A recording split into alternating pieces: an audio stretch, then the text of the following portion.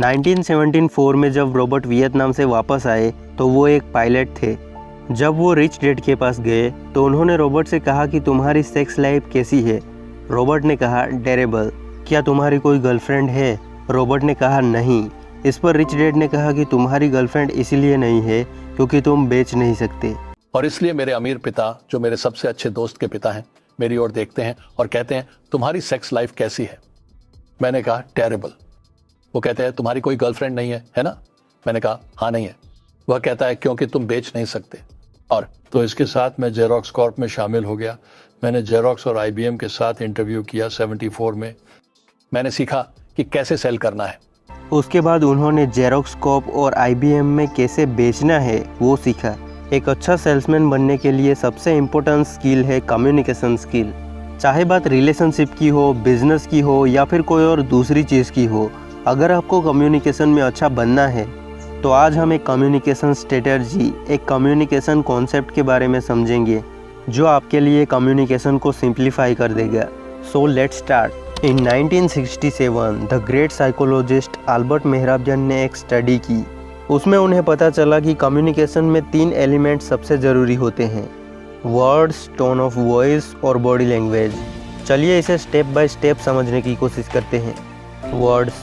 दोस्तों, किसी भी कम्युनिकेशन में according to the Mehrabian model words, शब्द सिर्फ 7% मैटर करते हैं। जब हम कोई पर्सन के साथ फेस टू फेस कोई इन्फॉर्मेशन, फैक्ट या फिर डेटा शेयर करते हैं, हम जो वर्ड्स अपने स्पीच के थ्रू डिलीवर करते हैं वो कंटेंट बहुत कम मैटर करता है, उसे ही वर्ड्स कहा जाता है। Tone of voice. वर्ड्स के बाद सबसे ज़्यादा ज़रूरी एलिमेंट है टोन ऑफ वॉइस, जो किसी भी कम्युनिकेशन में केवल 38% मैटर करता है।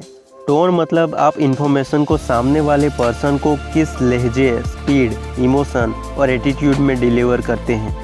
किसी भी बात को या कंटेंट को अलग अलग टोन में डिलीवर किया जा सकता है। फॉर एग्जांपल, हम आदि पुरुष मूवी के एक डायलॉग को अलग अलग टोन में एक्सप्रेस करके देखते हैं। हम जन्म से नहीं कर्म से छोटे या बड़े होते हैं। हम जन्म से नहीं कर्म से छोटे या बड़े होते हैं। हम जन्म से नहीं कर्म से छोटे या बड़े होते हैं।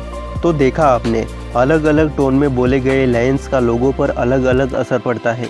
कहा जाता है कि जो वर्ड्स हम बोलते हैं वो इतने ज़्यादा मैटर नहीं करते, बट हम उन वर्ड्स को, उन शब्दों को किस टोन में सामने वाले पर्सन के सामने एक्सप्रेस करते हैं उसका लोगों पर अलग अलग प्रभाव पड़ता है। किसी भी कम्युनिकेशन में, बातचीत में टोन ऑफ वॉइस पूरी बात का मतलब बदल सकता है। इसीलिए हम किस टोन में बात कर रहे हैं वो बहुत ज़्यादा मैटर करता है किसी भी कम्युनिकेशन में। Body language. वर्ड्स और टोन ऑफ वॉइस के बाद बॉडी लैंग्वेज कम्युनिकेशन में इम्पोर्टेंट रोल प्ले करता है। According to the Mehrabian model, body language 55% matter करता है।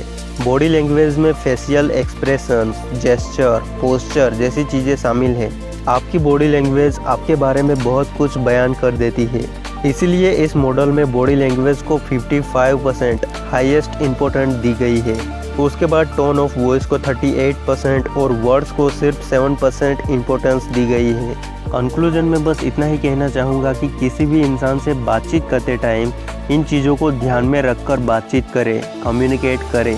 मेहराबियन कम्युनिकेशन मॉडल का यूज़ करके आप अपनी कम्युनिकेशन स्किल्स को इम्प्रूव कर सकते हो और एक बेटर कम्युनिकेटर बन सकते हो।